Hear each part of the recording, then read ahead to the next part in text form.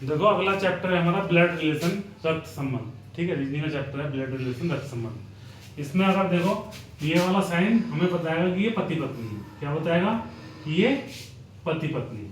और अगर single line से जुड़े हों तो या तो वो भाई बहन होंगे, भाई बहन होंगे, या फिर बहन भाई होंगे। ठीक है, या फिर भाई भाई या बहन बहन होंगे। ठीक है, सिंगल लाइन से।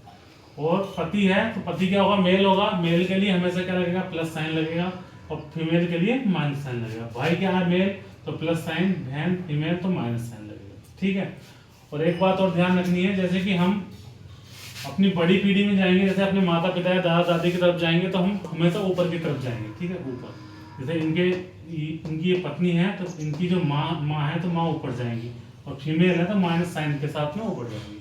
इनका कोई बेटा है तो बेटा कहाँ जाएगा, बेटा छोटी पीढ़ी का है तो वो नीचे जाएगा, और बेटा है तो माइनस साइन के साथ जाएगा, वो प्लस साइन के साथ जाएगा। और बेटी है तो बेटी इसकी साइड में आएगी, और ये बेटी जाएगी माइनस साइन के साथ। ठीक है, तो एक छोटा सा याद करना है हमें। फिर हम क्वेश्चन को समझते हैं। देखिए, यदि ए बी का पिता है, ए पिता है बी का, तो ए बी का पिता है, बी का पिता है तो पिता ऊपर बड़ा होता है, ऊपर वाली उसमें जाएंगे। पिता है तो प्लस साइन के साथ, क्योंकि पिता मेल है।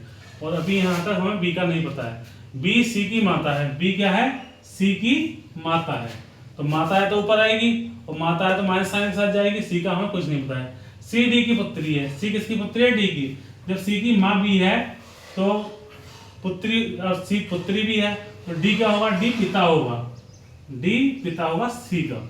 ठीक है, सी डी की पुत्री है, तो ए का डी में, डी से क्या संबंध है, ए का डी से, ए का डी से, तो ए है, ए की कोई ये बेटी है, और बेटी का घर वाला क्या होता है, दामाद। तो डी का ए दामाद है, मतलब डी का दामाद ए है, सॉरी ए का दामाद जो है वो डी हो जाएगा, ए का दामाद डी, ये संबंध है। ए का दामाद कौन है, तो डी ए का दामाद। ठीक है, अगला क्वेश्चन है, बी का भाई ए है। तो बी का जब भाई है तो मैंने बताया कि भाई जो सिंगल लाइन से आगे जुड़ेगा। बी का भाई है तो ए प्लस हो जाएगा। ठीक है, सी की पुत्री भी है, बी क्या है, सी की पुत्री।